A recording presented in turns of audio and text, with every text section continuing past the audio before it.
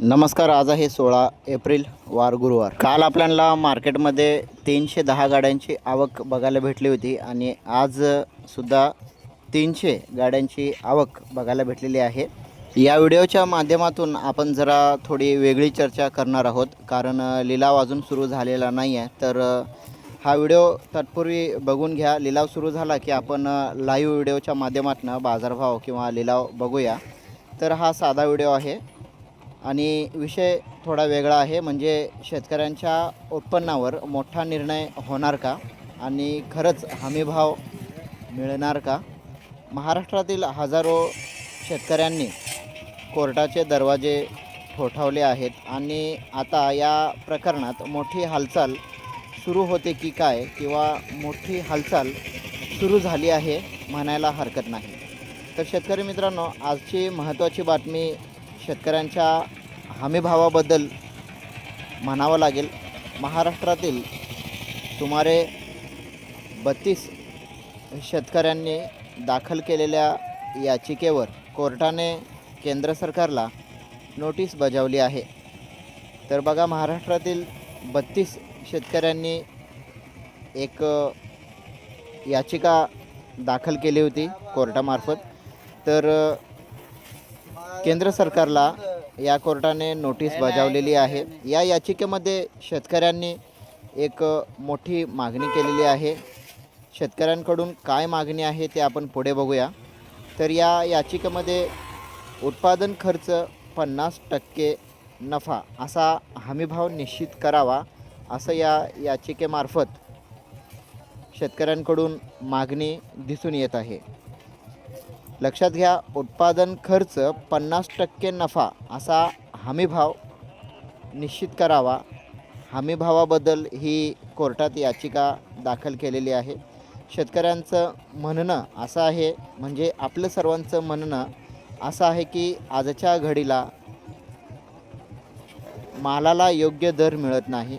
उत्पादनासाठी लागणारा जो काही खर्च आहे, बियाणं असतील, खत असतील, औषधं, मजुरी, गाडी भाडे सगळं वाढत चाललेलं आहे, पण बाजारात मिळणारा दर मात्र खूप कमी आहे.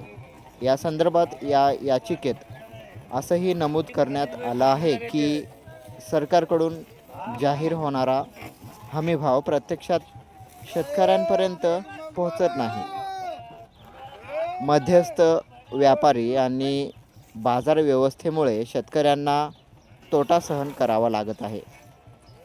काही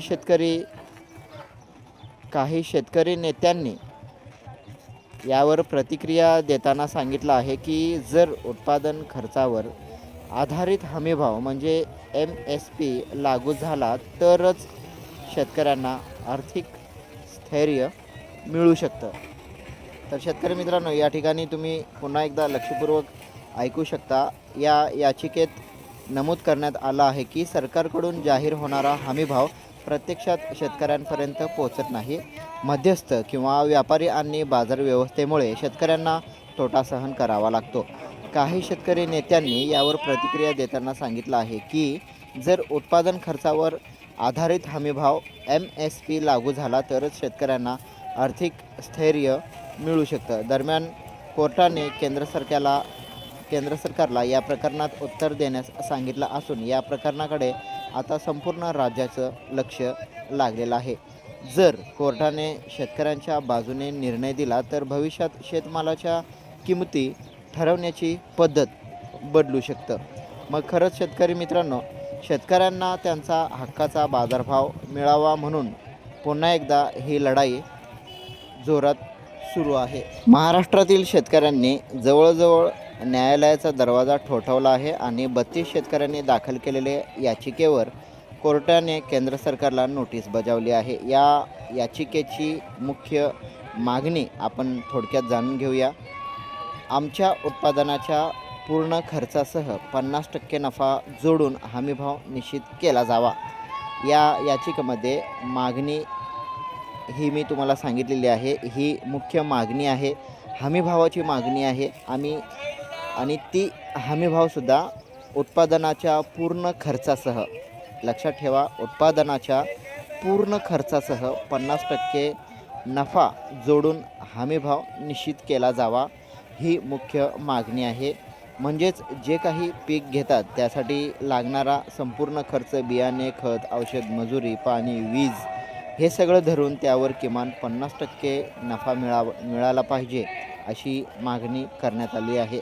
सध्याची परिस्थिती असता आज बाजारात त्यांच्या मालाला योग्य दर मिळत नाही. उत्पादन खर्च वाढला असताना विक्रीचा भाव मात्र कमी आहे. याचिकेमध्ये असंही नमूद करण्यात आलं आहे की सरकार जरी MSP म्हणजे मिनिमम सपोर्ट प्राईस जाहीर करत असलं तरी तो प्रत्यक्षात सर्व शेतकऱ्यांपर्यंत पोहोचत नाही.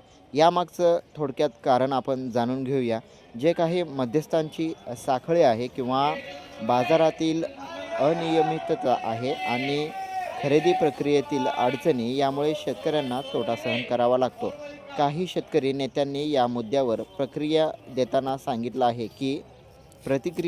सांगितलं की जर उत्पादन खर्चावर आधारित हमीभाव लागू झाला तर शेतकऱ्यांना आर्थिक स्थैर्य मिळेल आणि आत्महत्येचे प्रमाणही कमी होऊ शकते.